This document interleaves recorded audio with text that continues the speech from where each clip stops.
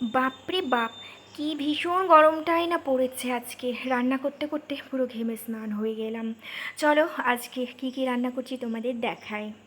এখানে রান্না বসিয়ে দিয়েছি আলু আর করলা ভাজা। আর আজকে রান্না করব ডিম কষা, তার জন্য ডিম আর আলু এই যে সিদ্ধ করতে বসিয়ে দিয়েছি, সিদ্ধ হয়ে গিয়েছে, ঢেকে রেখে দিয়েছি। আর এত ভীষণ গরম পড়েছে যে ভাবছি কতক্ষণে রান্নাটা কমপ্লিট হবে, তারপরে স্নান করে ঘরে উঠবো। ভীষণ গরম লাগছে। আর দেখো, আজকে বোধহয় ভগবানও মানে সহ্য করেনি যে এত গরম, একদম জলে ধুয়ে দিয়েছে সবাইকে। কি ভীষণ ঝড় উঠেছে দুপুরবেলায়, আর তারপরে এত বৃষ্টিতে দেখো দরজা খুলে দেখি পুরো ডালপালা গাছের সব ভেঙে পড়ে গেছে।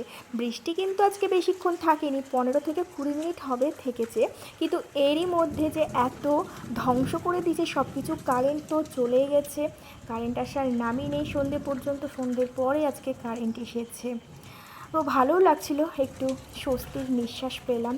যা ভীষণ গরম পড়েছিল আজকে। আর আমি দুপুরে তখন পড়তে বসেছিলাম, জানো তো, আজকে এই ইতিহাস বইটা বের করে পড়ছিলাম। বহু বছর আগে প্রচুরবার এটা রিভাইজ করেছি, আজকে আবারও নতুন করে শুরু করছি।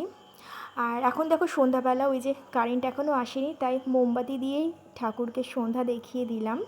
আর সন্ধে দেওয়ার পর না ভীষণ খিদে খিদে পাচ্ছিল, তো ভাবলাম যে কালকে পাউরুটি এনেছিলাম, তো একটু চাও বসিয়ে দিলাম এই অন্ধকারের মধ্যে। আর ভাবলাম যে একটু বেশি করেই আমি চা নিয়েছিলাম একাই খাবো বলে পাউরুটি দিয়ে, কিন্তু ওই যে সেটা কপালে নেই, হাজব্যান্ড এসে দেখছি ঠক ঠক করছে, তাই ওইটা থেকেই দুভাগ করে দুজনে মিলে চা খেয়ে নিলাম। ওকে বিস্কুট আর চা দিলাম, আর আমি এই যে পাউরুটি দিয়ে অল্প করে চা হয়েছে সেটাই খাচ্ছি।